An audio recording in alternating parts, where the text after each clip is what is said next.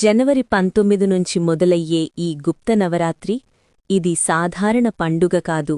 ఇది మా శక్తిని లోపలే మేల్కొలిపే రహస్యమైన 9 రాత్రుల మహాయాత్ర.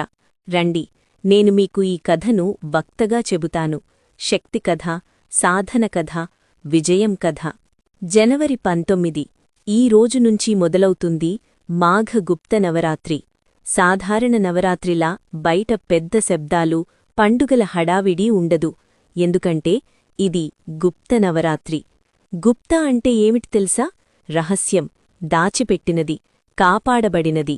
ఈ 9 రాత్రులు దేవి బయటకు రావడానిక్ కాదు, మనలోకి దిగిరావడానికి. ఇది నినాదాలతో జరిపే పూజ కాదు, నిశ్శబ్దంలో దహించే సాధన. గుప్త నవరాత్రి ఎందుకు జరుపుకుంటారు? ఇది జరుపుకునే కారణం ఒకటే, మా శక్తిని లోపల మేల్కొలిపి, భయాన్ని చీల్చి, అహంకారాన్ని కూల్చి, మన జీవితాన్ని శక్తిమయం చెయ్యడం. ఇది ప్రత్యేకంగా ఎంతో ప్రాముఖ్యం పొందింది ఎందుకంటే సాధకులు, భక్తులు, లోతైన ఉపాసకులు ఈ 9 రోజులు జపం, దీపం, నియమం, తపస్సుతో దేవిని ఆహ్వానిస్తారు. గుప్త నవరాత్రి సంవత్సరంలో 2 సార్లు.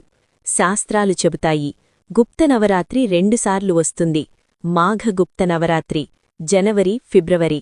ఆషాఢ గుప్త నవరాత్రి జూన్, జులై. ఇవు ప్రకృతి మారే సమయాలు. అందుకే ఆ కాలంలో అంతర్ముఖ శక్తులు బలంగా ఉంటాయి. సాధన చేసినవారికి అది దేవి అనుగ్రహాన్ని దగ్గరగా తెస్తుంది. ఈ 9 రాత్రుల రహస్య ప్రయాణం.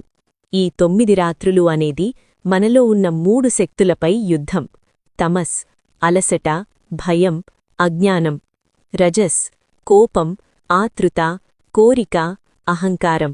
సత్వం, శాంతి, స్పష్టత, జ్ఞానం.